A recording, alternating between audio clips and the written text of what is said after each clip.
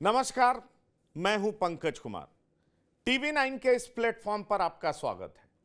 इस खास एपिसोड में मैं चर्चा करने जा रहा हूं कि पप्पू का अब क्या होगा, क्योंकि आरजेडी ने पप्पू का टिकट तो काट ही दिया, साथ ही साथ एक बड़ी शर्त भी रख दी।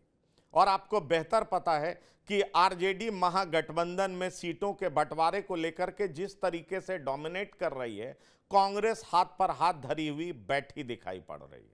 इससे एक बात बहुत साफ नजर आ रहा है कि लालू प्रसाद जो चाह रहे हैं वो कर रहे हैं। यह बात और है कि पप्पू यादव ने कहा है कि वो कांग्रेस में इसलिए शामिल हुए थे क्योंकि उन्हें आश्वस्त सोनिया गांधी, राहुल गांधी और प्रियंका गांधी के द्वारा किया गया था। दरअसल पप्पू यादव सीमांचल की पॉलिटिक्स को धार देने की कोशिश में जुटे थे और उन्होंने कांग्रेस के शीर्ष नेतृत्व के सामने यह वादा किया था कि सीमांचल की पॉलिटिक्स को धार देकर के वो कांग्रेस की जमीन को मजबूत करेंगे। लेकिन लालू यादव ने उनकी पॉलिटिक्स को एक ही दाव से खारिज कर दिया। अब पप्पू यादव क्या करेंगे, इसको लेकर के कई तरह के कयास लगाए जा रहे हैं। बकौल पप्पू यादव वो हर हाल में चुनाव पूर्णिया से लड़ेंगे और उनका साफ कहना है कि जिस तरीके से डी राजा की पत्नी वायनाड में राहुल गांधी के खिलाफ चुनाव लड़ रही हैं और सीपीआई महागठबंधन का हिस्सा है, उसी तरीके से पप्पू यादव भी पूर्णिया से चुनाव लड़ेंगे और इसको बगावत नहीं समझा जाना चाहिए। लेकिन आरजेडी ने अपनी कड़ी शर्त कांग्रेस के सामने रख दी है। मैं आपको बता दूं कि कल तेजस्वी यादव से मुलाकात कांग्रेस के दिग्गज नेताओं की हुई। उसमें केसी वेणुगोपाल भी थे, मल्लिकार्जुन खड़गे भी थे और साथ ही साथ मोहन प्रकाश भी थे। लेकिन जिस तरीके से तेजस्वी यादव ने यह कहा कि अगर पप्पू यादव पूर्णिया से चुनाव लड़ते हैं और कांग्रेस उनको बर्खास्त नहीं करती है, जो मेरे सूत्र बता रहे हैं, तो बिहार में महागठबंधन टूट जाएगा। मतलब आरजेडी के तरफ से कांग्रेस को धमकी दे दी गई है कि अगर पप्पू यादव पूर्णिया से उम्मीदवार बनते हैं और कांग्रेस उन्हें बर्खास्त नहीं करती है तो बिहार में महागठबंधन टूट जाएगा। सवाल यह उठता है कि एक तरफ पप्पू यादव ने जैप का कांग्रेस के साथ विलय इस आश्वस्त पे कराया था, इस भरोसे पर कराया था कि वो पूर्णिया से ही उम्मीदवार होंगे। कांग्रेस के शीर्ष नेतृत्व ने उन्हें यह भरोसा भी दिया था। लेकिन अब आरजेडी की शर्तों के सामने कांग्रेस का शीर्ष नेतृत्व पैर वापस खींचता हुआ दिखाई पड़ रहा है। यह पहली बार नहीं है। मैं आपको बता दूं 2019 में भी कीर्ति झा आजाद के साथ ऐसा ही हुआ था। वो बीजेपी छोड़ करके कांग्रेस में शामिल हुए थे और उनसे शीर्ष नेतृत्व ने यह वादा किया था कि उनको दरभंगा से चुनाव लड़ाया जाएगा। लेकिन आरजेडी ने उन्हें टिकट नहीं दिया और कीर्ति झा आजाद को झारखंड भागना पड़ा था। अब आप समझ लीजिए कि पप्पू यादव की स्थिति भी वैसी ही बनती जा रही है। दरअसल लालू प्रसाद का कहना है कि पप्पू यादव जब उनसे मिलने आए थे तो पप्पू यादव को उन्होंने साफ कह दिया था कि मधेपुरा से आप चुनाव लड़ लीजिए, आप हमारे साथ आइए, मधेपुरा से चुनाव लड़ लीजिए।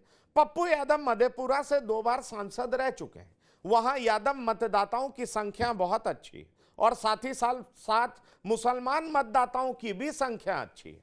लेकिन वहां पर जेडीयू के एक मजबूत उम्मीदवार हैं जो कोसी के मुख्यमंत्री भी बोलचाल की भाषा में कहे जाते हैं। मैं उनका नाम बता रहा हूं, वो है दिनेश चंद यादव। ऐसे में सवाल उठता है कि पप्पू यादव ने लालू प्रसाद यादव की बात तो सुन ली लेकिन उनकी बात नहीं मानी। उन्होंने अपनी पार्टी का विलय अगले दिन कांग्रेस में करा लिया और पप्पू यादव कॉन्फिडेंट थे कि जिस पूर्णिया में वो लगातार पिछले 1 साल से मेहनत कर रहे हैं, कांग्रेस उनके पीछे खड़ी होगी क्योंकि कांग्रेस के शीर्ष नेतृत्व ने उन्हें भरोसा दिया है और पूर्णिया से उम्मीदवार वो कांग्रेस का बन करके रहेंगे। लेकिन लालू यादव ने ऐसा चलने नहीं दिया। लालू यादव ने इसे बिल्कुल खारिज कर दिया।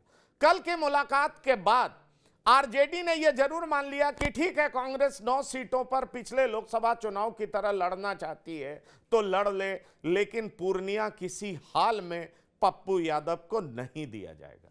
दरअसल पप्पू यादव को लेकर के लालू प्रसाद यादव पहले से ही सशंकित थे। 2014 में पप्पू यादव आरजेडी की टिकट से चुनाव लड़े थे, जीते भी थे। लेकिन उसके बाद जिस तरीके से उनके सुर बदले थे, आरजेडी के विरोध में वो बोलने लगे थे, उसके बाद से ही पप्पू यादव के बर्ताव और बिहेवियर को लेकर के आरजेडी सुप्रीमो सशंकित रहे।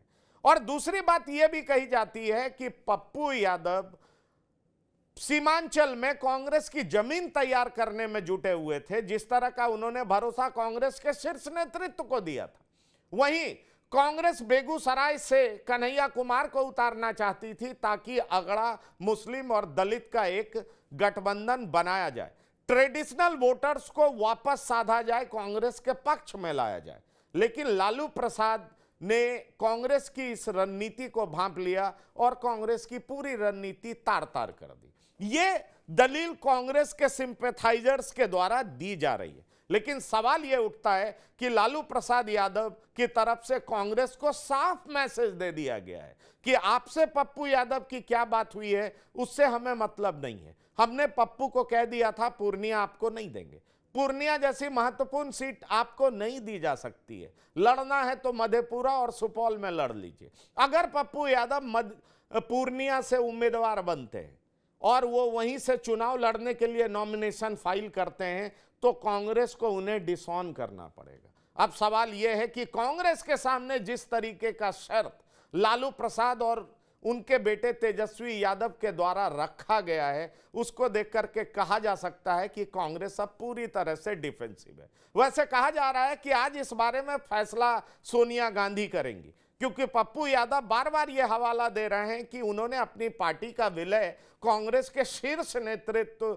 से बातचीत करने के बाद ही किया था और उन्होंने आश्वस्त किया था कि पप्पू यादव पूर्णिया से चुनाव लड़ेंगे। लेकिन आरजेडी ने जिस तरह की शर्त रख दी है उससे कांग्रेस चौराहे पे खड़ी हो गई है। अब कांग्रेस को तय करना है कि उन्हें लालू चाहिए कि पप्पू यादव चाहिए, उन्हें आरजेडी चाहिए या पप्पू यादव का साथ चाहिए, क्योंकि आरजेडी के प्रवक्ताओं के बयान और तेवर कल से जिस तरीके से बदले हैं उससे साफ दिखाई पड़ रहा है कि आरजेडी अब पप्पू यादव को एक्सेप्ट करने के मूड में कतई नहीं है। वैसे आरजेडी कटिहार भी देने के मूड में नहीं थी, लेकिन हैवी बार्गेनिंग के बाद आरजेडी कटिहार को लेकर के तो मान गई कि ठीक है आप तारिक अनवर को लड़ा लीजिए, शकील अहमद खां को लड़ा लीजिए, आपकी मर्जी है, आप जहां जिसको चाहें उसको लड़ा लें। लेकिन जहां तक पूर्णिया का सवाल है तो हमने फैसला कर लिया है और हमारे अधिकृत उम्मीदवार बीमा भारती ही होंगी। और इसीलिए लालू प्रसाद यादव ने कल बीमा भारती से प्रेस कॉन्फ्रेंस करा करके सबके सामने यह जाहिर कर दिया कि वहां की अधिकृत उम्मीदवार बीमा भारती ही है, क्योंकि कल शाम को मीटिंग होनी थी। मीटिंग में लालू प्रसाद और तेजस्वी यादव पर दबाव बन सकता था, कांग्रेस को की तरफ से कहा जा सकता था कि पूर्णिया क्यों नहीं पप्पू यादव को दे रहे हैं, पर उससे पहले ही लालू प्रसाद यादव ने प्रेस कॉन्फ्रेंस करा करके और बीमा भारती के द्वारा फोटो रिलीज करा करके ये साफ मैसेज दे दिया कि पूर्णिया को लेकर के लालू प्रसाद झुकने वाले नहीं। ऐसे में बीमा भारती का फोटो आया, पप्पू यादव का टिकट कट गया, पप्पू यादव रुआ से भी दिखे, लेकिन लालू प्रसाद पर कोई फर्क नहीं पड़ा। कल जब तेजस्वी यादव कांग्रेस के दिग्गज नेताओं से मुलाकात करने गए तो मुलाकात के बाद वो बाहर निकलते हैं और सिर्फ 2 लाइन का स्टेटमेंट जारी करते हैं कि वो पटना जाएंगे और पटना में महागठबंधन की सीटों को लेकर के औपचारिक तौर पर घोषणा करेंगे। और यही बात कांग्रेस के प्रदेश अध्यक्ष अखिलेश प्रसाद सिंह भी बोलते हैं। कमाल देखिए, आरजेडी अपने उम्मीदवारों की घोषणा एक के बाद दूसरी सीटों पर कर रही है, उसमें तो महागठबंधन के बाकी घटक दल तो शामिल होते नहीं है, कोई उनसे पूछा तक नहीं जाता है। औरंगाबाद में निखिल कुमार से पूछा तक नहीं गया। निखिल कुमार आज तक प्रेस में बयान दे रहे हैं, अपनी नाराजगी जाहिर कर रहे हैं, लेकिन लालू प्रसाद ने अभय सिंह कुशवाहा को टिकट दे दिया और अभय सिंह कुशवाहा वहां से चुनाव लड़ रहे हैं। ऐसे में जो कुछ सीटें अभी तक फंसी हुई थी उसको लेकर के लालू प्रसाद भले ही मान गए कि ठीक है आप पिछले बार की तरह 9 सीटों पर चुनाव लड़ लीजिए, लेकिन जहां तक पप्पू का सवाल है, पप्पू को पूर्णिया तो दिया जा ही नहीं सकता है। और कहा यह जा रहा है कि कांग्रेस जिस तरीके से सीमांचल में अपने को मजबूत करने की कोशिश में लगी हुई थी, पप्पू को बड़े नेता के तौर पर उभारने में लगी हुई थी, और वहीं बेगूसराय से कन्हैया कुमार को उतारने की फिराक में थी ताकि अगड़ा और दलित और मुसलमान का गठजोड़ एक बार कांग्रेस के पक्ष में लाया जा सके, कांग्रेस की जमीन को फिर से रिवाइव कर सके। लालू प्रसाद कांग्रेस की इस रणनीति को पहचान गए और साथ ही साथ उन्होंने पप्पू को सीधा खारिज करके कांग्रेस को एक बड़ा मैसेज दिया है। ऐसे में अब साफ दिखाई पड़ रहा है कि पप्पू यादव दावा लगातार कर रहे हैं कि पूर्णिया से वो हर हाल में चुनाव लड़ेंगे, चाहे कुछ हो जाए। ऐसे में सवाल उठता है कि क्या एक बार फिर से पप्पू यादव निर्दलीय उम्मीदवार की तौर पर या बगावती उम्मीदवार के तौर पर पूर्णिया से मैदान में होंगे और कांग्रेस को उन्हें बर्खास्त करने के लिए मजबूर होना पड़ेगा। आगे क्या होगा वो हम आपको बताते रहेंगे, लेकिन हमने आपको बता दिया कि आरजेडी ने किस तरीके से कड़ा रुख अपना करके कांग्रेस के सामने शर्त रख दिया है कि अगर पप्पू पूर्णिया से उम्मीदवार होते हैं तो कांग्रेस को उन्हें डिसऑन करना पड़ेगा, उन्हें बर्खास्त करना पड़ेगा। और जाहिर है कांग्रेस इस बात को लेकर के डिफेंसिव है, कांग्रेस का नेतृत्व इस बात पर लेकर के मौन साधे हुए है। आज सोनिया जो भी फैसला करें, लेकिन आरजेडी ने साफ शब्दों में कांग्रेस को पैगाम भेज दिया है कि आरजेडी क्या करने वाली है अगर पप्पू यादव पूर्णिया से उम्मीदवार बनते हैं और कांग्रेस उन्हें डिसऑन नहीं करती है, बर्खास्त नहीं करती है। मतलब साफ है कि आरजेडी महागठबंधन तोड़ भी सकती है। आरजेडी इतने पुराने रिश्तों को तोड़ने पर भी आमादा हो चुकी है और इस तरीके के कड़े शर्तों को कांग्रेस के शीर्ष नेतृत्व के सामने पहुंचा चुकी है। इस खास एपिसोड में इतना ही। ताजा तरीन खबरों के लिए बने रहिए टीवी 9 के साथ। धन्यवाद, नमस्कार।